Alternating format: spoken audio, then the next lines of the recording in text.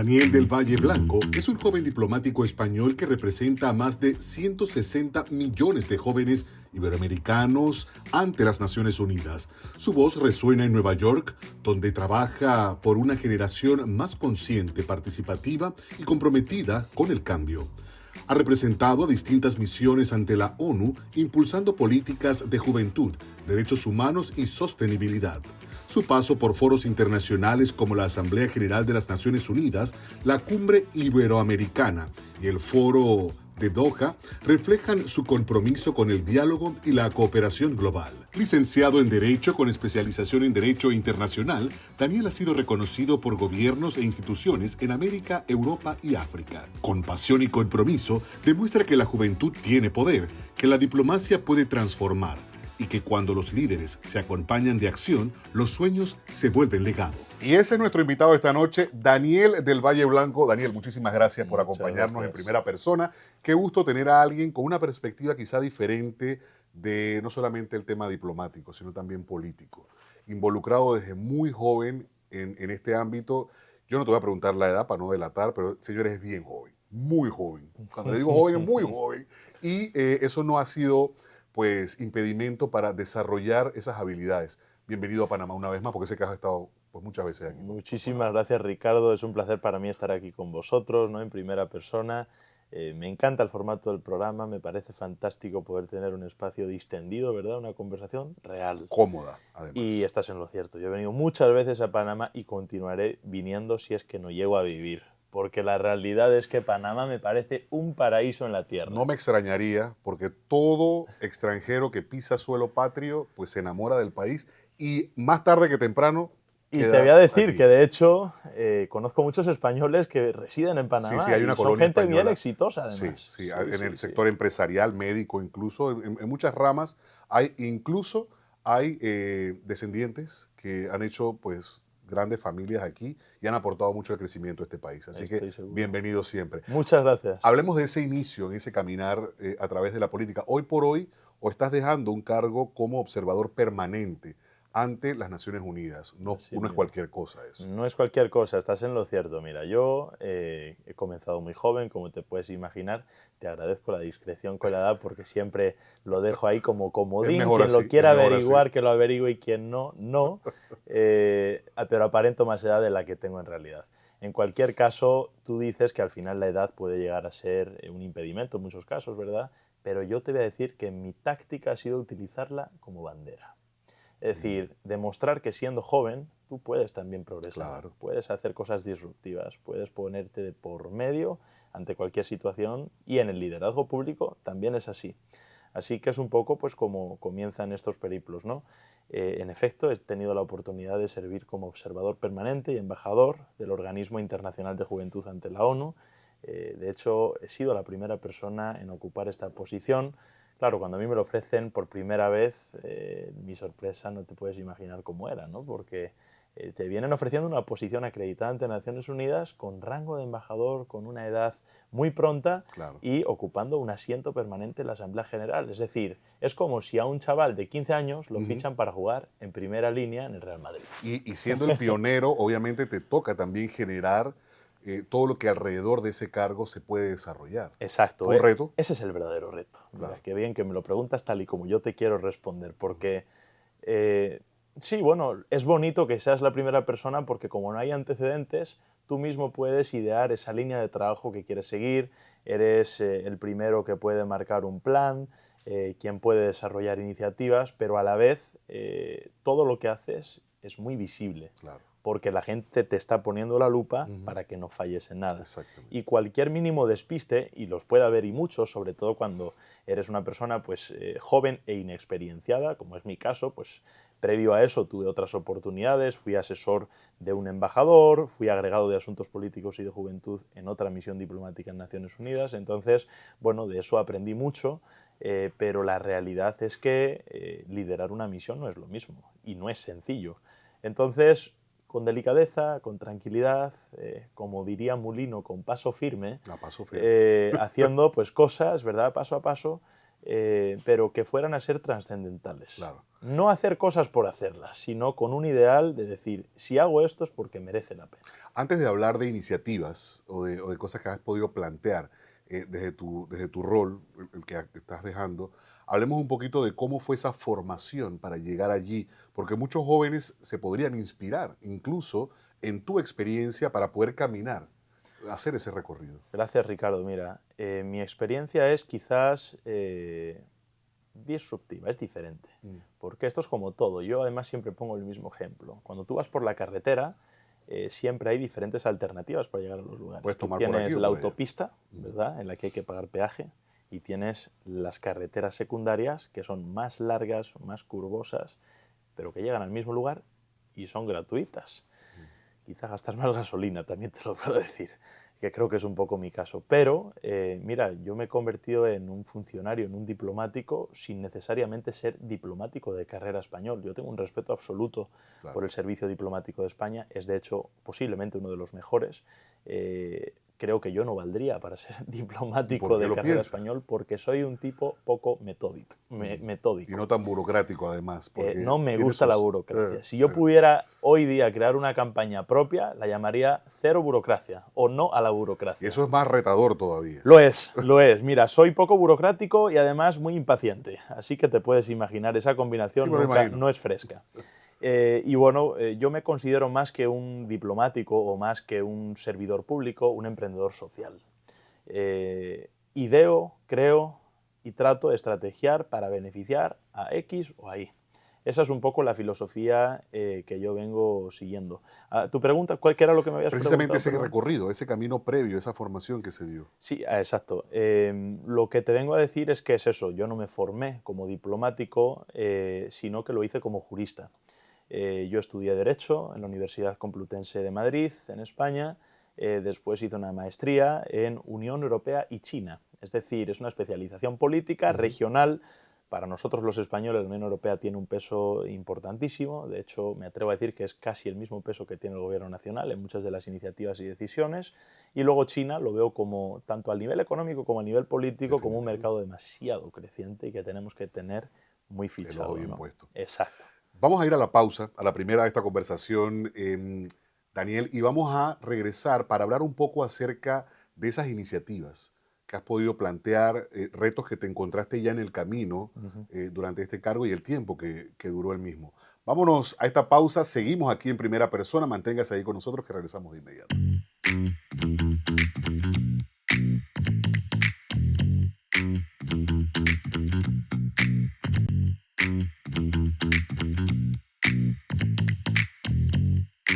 De vuelta en Primera Persona en esta interesante conversación junto a Daniel del Valle Blanco, porque estamos aprendiendo un poco de cómo es el caminar desde pues, un trabajo diplomático interesante además, porque es la representación de jóvenes, o sea, es la voz precisamente de jóvenes ante el organismo más importante del mundo en materia de derechos humanos, en materia de todo. O sea, además, que tenga sus preferidos y sus no, esa es otra cosa. Exacto. Pero hablemos precisamente de eso. Hay una percepción, obviamente, del trabajo que impulsa Naciones Unidas, pero lo que no se puede negar es que se impacta vidas.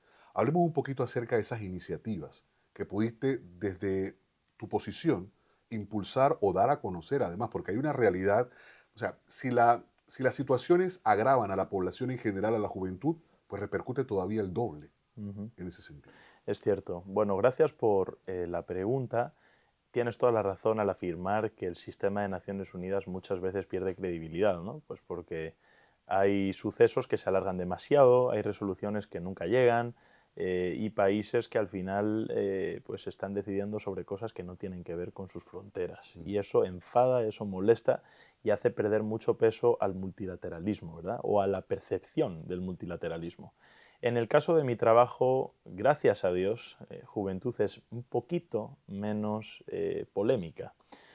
¿Por qué te digo esto? Pues porque Juventud tiene muchísimos perfiles. Es decir, tú no puedes representar a toda la juventud por igual. Claro. Unos piensan que el mejor color del mundo es el blanco y otros que es el negro. Entonces, no elijo ni uno ni otro y soy extremadamente diplomático. De ahí que como yo en primera persona he vivido eso, te puedo explicar y te puedo contar por qué la percepción es esa. Claro. Porque al final hay que entender y hay que visualizar que el sistema de Naciones Unidas está compuesto por 193 países. Cada uno con sus características, su historia, sus leyendas, sus creencias religiosas y sus realidades, que es lo más importante. Y cuando tienes en cuenta ya todos estos datos, ahí es cuando empiezan las discusiones, ¿no? Pues, ¿qué es lo que opina el país A sobre el país Z? Y ahí ya pues hay mucho debate, etcétera. Y bueno, en ese cúmulo de opiniones, al final, los tiempos juegan parte de la partida. Y eso es lo que en muchísimos casos, sobre todo cuando son relativos a guerras, conflictos, no es productivo. Porque las vidas están por delante y deberíamos priorizarlas todas. Entonces, siento que ese es el mayor error, no sé si llamarlo error, porque es al final quizá el mayor acierto a la vez. No sé cómo explicártelo. Definitivamente tú das un rol con el mismo peso a cada uno de los países. Eso es bonito, ¿verdad? Porque Estados Unidos con, no sé cuántos tiene, 300 millones de habitantes me parece, y un país como San Kitts and Nevis, que es una isla, San Cristóbal y Nieves, una isla pequeña en el Caribe con 50.000 habitantes, su voto vale lo mismo. Así es. Entendemos que después hay lobbies detrás y que países van más con unos que guardadas con otros. Proporciones. Absolutamente, exacto. Pero, bueno, eso es interesante en el juego, pero la gente tiene que entender que no es necesariamente un sistema frustrado o que no funcione, sino que es un sistema creado para que la paciencia esté de por medio.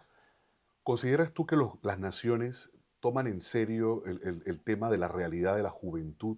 Nosotros, por ejemplo, en nuestro país, durante la época de la pandemia, mucho se afectó sobre todo a esa población, en todos los sentidos, pero sobre todo fuimos, creo que, el país que más tardó en retornar a la vida escolar, al sistema escolar, Sí, lo a creo. sus jóvenes y a sus niños.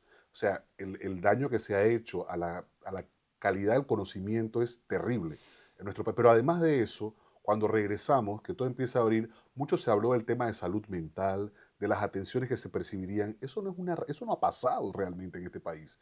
¿Consideras que estas políticas de las naciones van realmente enfocadas y se toman en serio las realidades de la juventud? Se toman en serio de forma colateral, digamos. Sí es cierto que como parte de una intergeneración, pues somos un colectivo poderoso. Solamente en Iberoamérica somos 160 millones de jóvenes. En Panamá la juventud llega hasta los 28 años de edad, ¿no? Desde los 18, desde los 16, no estoy seguro del inicio, hasta los 28. Usualmente en rango global los jóvenes somos desde los 18 hasta los 35 años. Y ya a partir de ahí pues empiezan a trabajar diferentes políticas, etc. Desde los países, yo siento que sí, que por lo menos hay oportunidades para los jóvenes. Que sean más o menos ya esa discreción de cada una de las regiones y de los países. En el caso de Panamá yo debo admirar que políticamente hablando, verdad que es el tema que más me toca quizás, hay muchísima participación juvenil. En la asamblea más de un tercio de los diputados son jóvenes. El alcalde de la ciudad más importante es joven. La alcaldesa de la segunda ciudad más poblada es joven. En el Ejecutivo tienes un vicecanciller joven, tienes ministros o viceministros que tienen una edad muy considerablemente joven. Entonces, todo ello junto en el liderazgo nacional, regional y local te da a entender que hay una confianza masiva hacia los jóvenes. Ahora, ¿esto es una política de Estado? No, esto es la gente. La gente se ha dado cuenta que el joven tiene mucho que aportar, que tiene ideas frescas, que tiene agilidad y que está interesado en lo que tú mencionabas. Salud mental, digitalización, nuevas tecnologías, inteligencia artificial, acción climática, y son temas que a lo mejor los dejamos de lado cuando nos ponemos demasiado exquisitos y que son necesarias porque es el día a día nuestro. Y una situación como la de la pandemia, hay gente que se ha quedado sin estudiar por no sé cuánto fue en Panamá, 2 años, año y medio. Prácticamente. Por eso fue de los peores casos, siento decirlo, porque yo solo hablo bien de Panamá. Pero en ese sentido no puedo dar la razón. Ahí tenemos mala nota. Sí, ahí sí tenéis mala nota. Pero en el resto de cuestiones, Panamá ha sido un ejemplo. Y en este liderazgo juvenil yo debo reconocer que admirable esa labor. Hoy hablaba en otro lugar acerca del fenómeno Juan Diego Vázquez, que me parece fantástico, que rompió todos los esquemas de una política tradicional de años y de décadas en este país. Y logró llenar 20 curules. Por eso te digo, que es que eso a mí ni se me ocurriría en España, tú imagínate. Sí, podemos hablar en Panamá, hay una corriente joven emergente en materia política que es muy interesante. Vamos a nuestra segunda pausa, la última de esta conversación, y al volver vamos a hablar un poquito acerca precisamente de eso, de la participación. Me spoileó prácticamente la siguiente pregunta, pero vamos a profundizar eso, la participación de la juventud al involucrarse, sobre todo, en la realidad del país, ya sea a través de la política u ocupando cargos también, como has mencionado, el vicecanciller y muchos otros. ¿Ah? Hay directores de instituciones también bastante jóvenes en esta administración de gobierno. Nos vamos a la pausa, regresamos en primera persona de inmediato.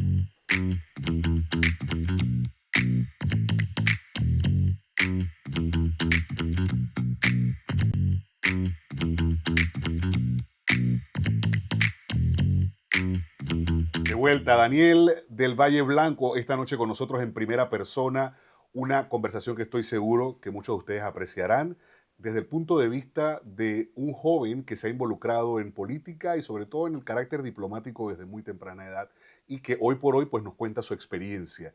Y hablamos acerca de eso, de lo disruptivo que puede ser la presencia y participación de jóvenes en política porque llegan como con ideas nuevas. Ya yo no me incluyo tanto en joven porque ya yo llegué al cuarto piso. Lo eres, hombre. Yo llegué al cuarto piso, pero mira, tú eres un joven con experiencia. Pues sí, tengo experiencia acumulada de pronto en esta etapa de la vida. Pero hablemos de eso, o sea, esa presencia de jóvenes. En nuestra asamblea, por ejemplo, te hablaba yo de las 20 curules que pudo haber colocado la iniciativa de la coalición que encabezó Juan Diego Vázquez, es que pues la inexperiencia también se va a ver en algún momento evidenciada. Sin embargo, ese ímpetu es lo que hacía falta quizá a nuestro órgano del Estado que ve políticas y que precisamente busca a través de iniciativas de leyes pues dar mejores vidas a los panameños. Sí, yo creo que la iniciativa ocurrió en un momento oportuno para la sociedad panameña, cuando la respuesta es tan positiva, es tan masiva hacia una sola persona que simplemente pues es joven, tiene ideas más frescas, novedosas y es capaz de hablar sin miedo. Y al final, pues ojo, a veces no es sencillo hacerlo, ¿verdad? Porque nunca sabes cuáles son las intenciones de otras personas que te rodean y cuando das en el punto de la empresa, cuando das en un punto político, alguien que lleva muchos años, etcétera, ojo. Y un país como Panamá, que es así. Exacto. Todo el mundo se conoce, sí, dicen pueblo chico, infierno grande, correcto, dicen. Sí, me lo han dicho varias veces aquí en Panamá y de hecho aquí es donde aprendí el dicho. Pero siento que, como te digo, ocurrió en el momento necesario porque es gracias a ese movimiento, Juan Diego, que después el resto de chavales, el resto de pelados que decís aquí, ha sabido cómo comenzar esa línea, independientemente de que no sean políticos profesionales. Y es lo bonito de esto, que cada uno se dedicaba a su cosa, que cada uno tenía sus iniciativas, sus ideas, sus visiones. Y pues oye, por ejemplo, el caso de Eduardo Gaitán, que me gusta a mí, ¿no? Porque el man pues iba a limpiar San Miguelito, ¿no? Y bueno, pues subía los vídeos a las redes sociales, yo lo seguía por ahí por TikTok, por Instagram. Yo me acuerdo de que nos habíamos escrito cuando él estaba todavía en campaña. A mí me gustó mucho esa iniciativa, ¿no? Porque me gustaba la similitud, ¿no? De decir, no, estamos limpiando las calles, limpiaremos Panamá, ¿no? Y eso pues creo que surge de eso, ¿no? De ver un tipo pues que iba con unas ideas muy genuinas y que de repente pues comenzó a construir políticas públicas. Pues el resto de chavales que tenían un poco esa semejanza decidieron que quizá también ellos podían hacerlo y eso surge de un despertar de vocaciones. Es decir, posiblemente son personas que no sabían que tenían una vocación de servicio público, pero cuando ven a una persona joven que está haciendo por sus comunidades, fueron inspirados. Ahora, y esa es un poco también la visión y mi responsabilidad. Como persona joven, cuando a mí la gente me ve en estos medios, cuando la gente me ve un poco pues, en lugares fancy, es también es demostrar eso, ¿no? Es decir, oye, pues si yo he llegado, que vengo de una familia normal y corriente, del norte de Madrid, de un pequeño pueblo, ¿por qué no vas a llegar tú? Pues por supuesto. Ese es el mensaje. Ahora, hay un reto importante que, igual que tienen y a ver, estas curules la ocupa gente joven en edad, pero también joven en política. Porque hay quienes no son tan jóvenes, pero también. Pero su experiencia política es la primera, prácticamente. el medir el resultado del desempeño que tiene es lo retador, es como te tiene que haber ocurrido definitivamente en tu gestión. Sí, mira, no es sencillo porque cuando tú creas políticas como los diputados, o como es mi caso, ¿verdad? Yo como embajador del Organismo Internacional de Juventud tuve muchas ocasiones de tomar palabra en lugares muy importantes. Asamblea General de la ONU, el Consejo de Seguridad de Naciones Unidas. He sido el pelado más joven en hablar en el Consejo de Seguridad de Naciones Unidas en rango diplomático, en el Consejo Económico y Social. Pues al final hay mucho que puedes aportar, ¿verdad? Con ciertos matices, pero te voy a ser muy honesto. De mis responsabilidades, eso no es lo que más me apasionaba. De eso a mí lo que más me gustaba era ver cómo una creación de una política afectaba directamente a los jóvenes en sus hogares, en sus lugares, en sus ciudades. Te voy a poner un caso concreto brevemente, y es que logramos concretar una serie de becas en El Salvador, 2000 becas, si mal no recuerdo, para que los jóvenes se formaran en temas de digitalización y competencias socioemocionales. Y yo recuerdo ir a un hotel donde entregamos estas becas con unos cartones así muy bonitos. Llegó el ministro de Educación, la directora de Juventud del Gobierno, y esas caras de emoción de gente que venía de lugares tan humildes y estaban recibiendo una beca, ¿verdad?, para un diplomado en estos temas. ¡Wow! Eso es lo que de verdad También te hace irte a la cama con una sonrisa de oreja a oreja. Es impactar vidas, porque habrá un antes y un después en la vida de cada uno de esos muchachos. Exacto. ¿Cómo se define Daniel en 3 palabras? Daniel del Valle se define, mira, loco. Hay que ser un poco loco. Atento. Atento a las cosas que ocurren. Exacto, a las oportunidades sobre todo. Y puntual. Y alguien pensará que no, y esa me la he inventado porque nadie va a retar, nadie va a contradecir. No. Quizás, ese mira, yo me puedo definir quizás sencillo. Dentro de que posiblemente no sea humilde como tal, porque al final ser joven y tener todas estas responsabilidades... No te permite ser muy humildón, nada. No, hay que reconocértelo. Pero te voy a decir que sencillo sí soy. Es decir, voy con los pies en el suelo, me encanta hablar con todo el mundo, soy capaz de empatizar con todo tipo de personas. Y eso es lo que yo creo que me ha enriquecido mucho el conocimiento y mis experiencias. Cuando te digo que no soy humilde no quiere decir que sea un déspota. Pero es interesante lo que dices, o sea, y capto perfectamente. La humildad se tiene que perder cuando definitivamente también a tu edad tú tienes tanto avance, tienes que reconocértelo. Y sentarte aquí a hablar de ti en primera persona, tienes que dejar la humildad a un lado, porque si no, entonces ¿cómo fluye? Totalmente. Yo no te voy a contar ningún cuento. Claro, y me gusta cómo defines. No soy humilde, pero soy sencillo. Así o mismo. no practico la humildad pero soy sencillo. Pero me gustaría practicar la humildad. Bueno, se puede. Todo se puede trabajar. Desde que llegaste has demostrado eso precisamente, la connotación que se tiene de humildad. Para cerrar, Daniel, si tú tuvieses la oportunidad de plantear una iniciativa y llevarla a la práctica para que la voz de los jóvenes, su participación y demás sea reconocida realmente y hay una participación activa de ellos a través del Estado, ¿qué harías? Es una pregunta muy compleja, pero crearía la campaña que te decía al inicio, cero burocracia. Yo creo que es la burocracia la que impide que el joven con talento participe, defina y trate de aportar a la sociedad. Cuando hay sistemas que todo lo alargan o incluso dificultan o imposibilitan la participación juvenil, entonces la participación juvenil es inexistente. Pero si tú pones un sistema en el que el joven tenga una idea, pueda ejecutarla, pueda llevarla a la acción, ahí es que vas a dar ese espacio, ¿no? Y vas a hacer que pues, el sueño se convierta en una realidad. Te dejo las cámaras para que envíes un mensaje a todos los jóvenes panameños que hoy te ven como una inspiración y que definitivamente las cosas se pueden lograr si hay enfoque. Pues mira, a los jóvenes panameños que aprovechen, que aprovechen la oportunidad de vivir en un país como este, porque yo soy un admirador total de Panamá, yo siempre me declaro fan de un lugar como Panamá, pero sobre todo que sean valientes. ¿Y por qué no he añadido esa palabra en la definición de 3 palabras? Pues porque creo que todavía puedo ser más valiente, pero si puedo si puedo compartiros ese consejo, ya que me lo has pedido, pues creo que sería eso, que seamos valientes, que no tengamos miedo a hacer las cosas, que seamos disruptivos, que si una persona lo logró, ¿por qué nosotros no lo vamos a hacer? Creo que ese es el mensaje más genuino y más natural que puedo lanzar en este momento. Y te lo agradezco que lo compartas con la audiencia. Muchas gracias. De este espacio, Daniel del Valle. Del Gallo. Ya estoy cambiando los apellidos. Ay. Del Valle Blanco, gracias a ustedes por acompañarnos en este espacio. Recuerden que este contenido lo pueden ver a través de YouTube, lo pueden compartir las veces que quieran para que más gente pues conozca acerca de estos perfiles que estamos compartiendo con ustedes, sirvan de inspiración y por supuesto pues sea como parte de un legado para todos los jóvenes. Muchísimas gracias a todos y será entonces hasta la próxima entrega.